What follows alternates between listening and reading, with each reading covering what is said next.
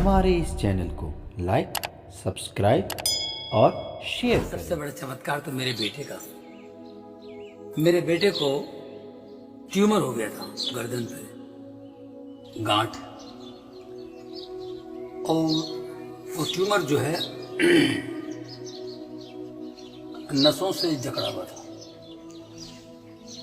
Doctor ने कहा कि मैं 15-20 मिनट में ठीक कर दूंगा। ऑपरेशन थिएटर में ले गया और फिर डॉक्टर ने ऑपरेशन थिएटर में बुला करके कहा कि ये ऑपरेशन हो नहीं पाएगा। मेरा बेटा लेटा हुआ था और इतना लंबा कटा हुआ था, पूरा उन्होंने काट दिया था। ये ऑपरेशन नहीं हो सकता है क्योंकि ये नसों से जकड़ा हुआ ट्यूमर।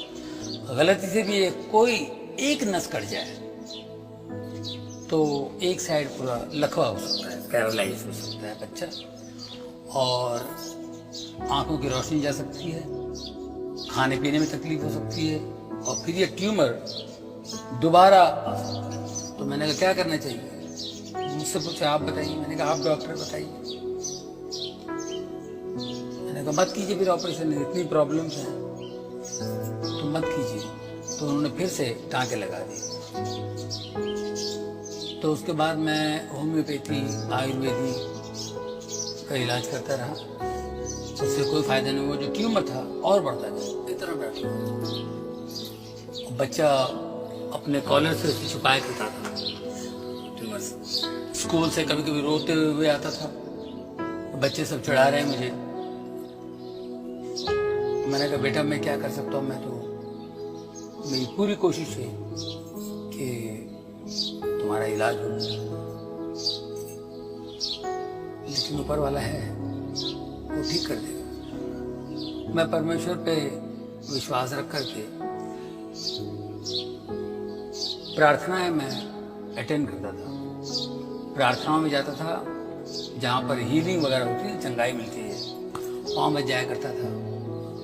अगर मैं बिजी हूँ तो मेरी बीवी ले जाती थी बच्चे को।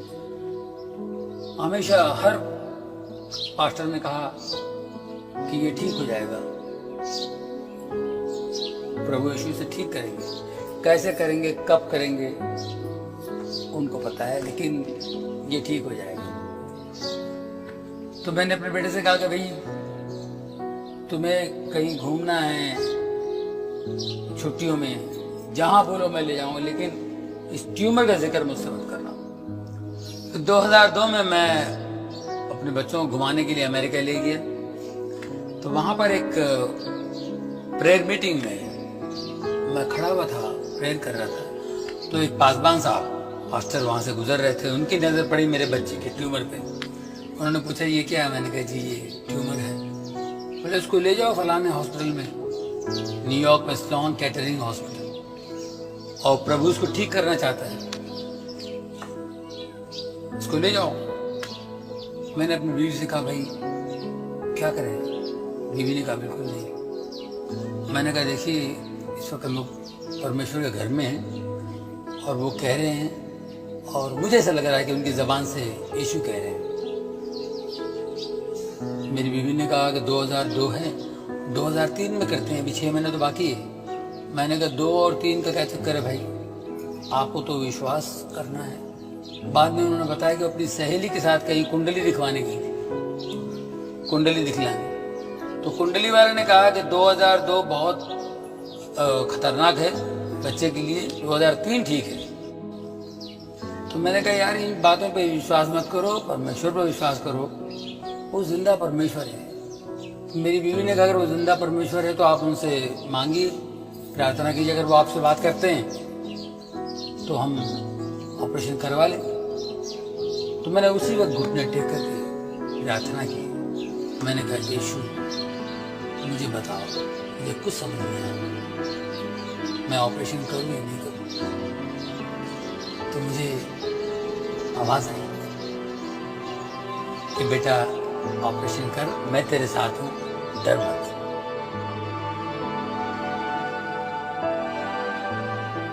ये आवाज मैंने सुनी। मैंने बीवी से कहा कि मुझे इसी से आवाज आई, प्रभु तो कह रहा है करो ऑपरेशन। बोले ठीक है। फिर हम लोग ऑपरेशन के लिए गए। बहुत अच्छा सा डॉक्टर हमें मिला वहाँ पे। हमने सब कुछ डेट फिक्स करके ऑपरेशन किया। बहुत से लोगों ने मेरे बच्चे के लिए प्रार्थना की। काफ़ी लोगों ने बच्चे के लिए नेगेटिव बातें की कि ऑपरेशन करेगा तो बच्चा चला जाएगा, बच्चा नहीं बचेगा।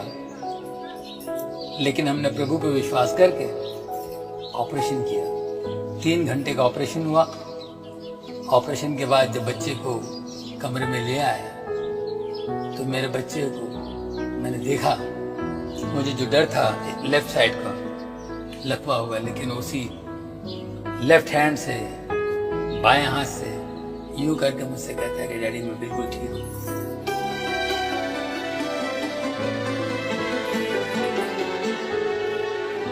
उसे जरा भी तकलीफ नहीं, बिल्कुल ठीक हुआ। सब लोगों ने कहा यह असंभव है, लेकिन असंभव को संभव करने वाला परमेश्वर है। परमेश्वर का पुत्र यीशु है। कमाल है जॉनी भाई, आपकी ये दर्द भरी बातें सुनकर मेरा तो यीशु में विश्वास और भी बढ़ गया। जॉनी भाई और भी बताइए। आप कह रहे थे ऐसी कई घटनाएं घटी हैं आपके साथ। कई घटनाएं घटी, पर हम लोग भूल जाते हैं। वो हमेशा भलाई करता है, हम लोग नजरअंदाज करते हैं। मेरे बेटे के साथ ये अद्भुत चमत्कार हो जाने के बाद मैंने सोचा मेरे अंदर जितनी गलतियां हैं, गंदगी है, उसको बाहर फेंक दूं। सबसे पहले मैंने शराब छोड़ दी, जो कि मैं बहुत पिया करता था। सिगरेट छोड़ दी, जुआ खेलता था, जुआ छोड़ दी। देर रात दोस्तों के साथ बैठता था, वो छोड़ दी मैंने। और फिर मैंने सोचा कि मैं गली गली गांव-गांव जाऊंगा और यीशु के चमत्कार कामों का वर्णन करूंगा, सबको बताऊंगा, उनकी बढ़ाई करूंगा, ताकि वो बढ़े, हम घटे। सही बात है साहब, आपकी तरह और कितने ही लोग बदले होंगे। हम तो खुद ही पूरी तरह बदल गए हैं और तय कर लिया है हमने, यीशु ने जो कहा है उसी के हिसाब से जिएंगे। वाह। लेकिन साहब गांव में अभी भी काफी सारे लोग हैं जो यीशु के बारे में और जानना चाहते हैं, लेकिन हम लोग उन्हें कैसे बताएं? हम तो अभी सीख रहे, जान रहे।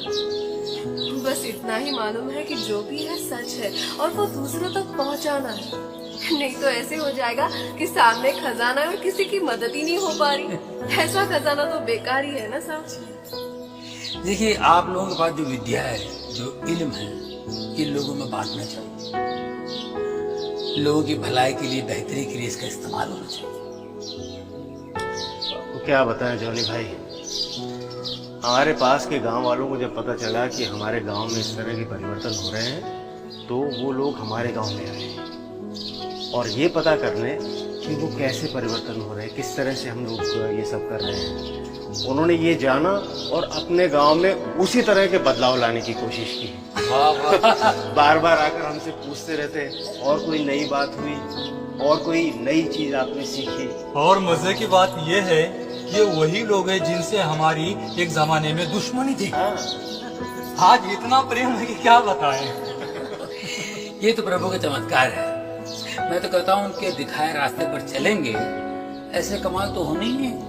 सच जॉनी भाई, हम तो सब जब भी मिल बैठते हैं तो यीशु की ही चर्चा करते हैं, उनके करिश्मों की बात करते हैं। हम तो केवल एक ही बात जानते हैं कि ज्यादा से ज्यादा लोग यीशु के बारे में जानें और अपने जीवन को बदलने की कोशिश करें, बेहतर बनाएं। और मिल बैठ के बात करने से बहुत सारी बातें निकली है। अब हमारे अंदर यही आस लगी रहती है कि कब और कैसे प्रभु हमारे जीवन में आए और हम सबका भला करें। जॉनी साहब, एक बात बताइए, कैसे हम इस बात को आगे बढ़ाएं? बहुत मन करता है कि फैले बात ज्यादा से ज्यादा लोगों में और बदले उनकी भी जिंदगियां। देखो बद्री जी, जिंदगी बदलना तो परमेश्वर के हाथ में है। हम लोग अपने तजुर्बे और सच्चाई लोगों के सामने रखते जाएं और प्रार्थना करते जाएं परमेश्वर से। याद है आपको यीशु ने क्या कहा था? परमेश्वर तुम्हारी रक्षा करें।